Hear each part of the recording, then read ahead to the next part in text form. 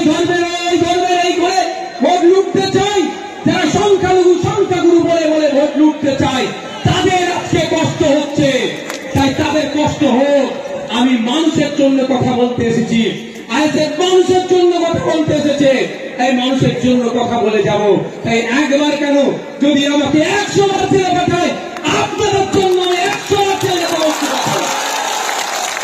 আজকে অনেক রাগ হচ্ছে, অনেক কিছু বলছে, বলতে বলতে আজকে যদিও শুনলাম ওনার আজকে নাকি অসুস্থ শরীর, ওনাকে তাহলে আর কিছু বলা উচিত না।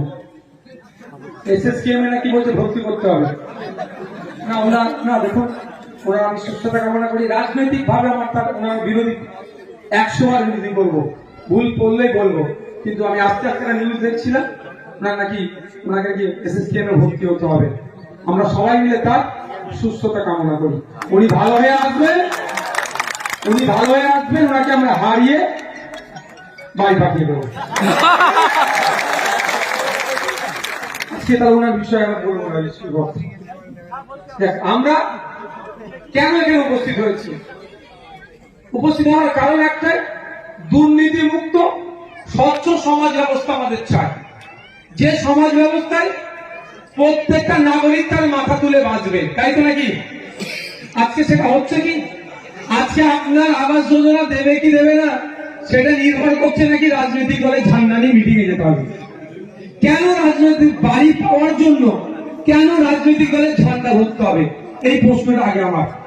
এই জায়গাটায় আপনাদেরকে সচেতন হতে হবে, আপনাদেরকে জানতে হবে। কারণ বাড়িটা হচ্ছে মৌলিক অধিকারের মধ্যে পড়ছে বাসস্থানের ব্যবস্থা করা।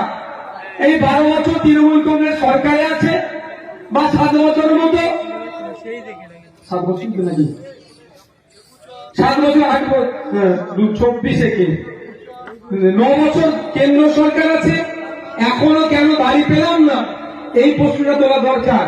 কিন্তু দুঃখের বিষয়, তার উল্টে কি বলছে, যে আমাদের ঝান্ডা ধরো, আমাদের মিটিং এ চলো, আমি বাড়ি দেব।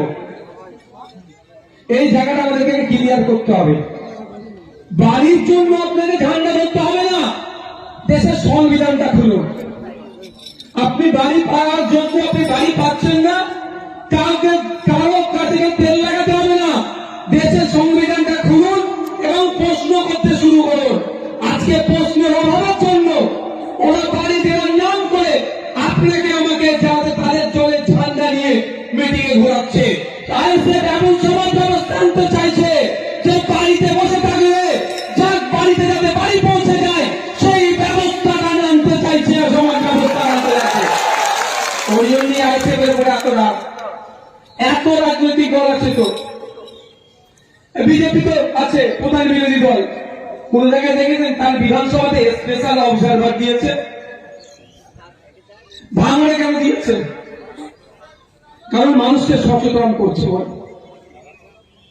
আমরা আপনাদেরকে জানাই, যদি আপনারা আমাদেরকে সুযোগ দেন,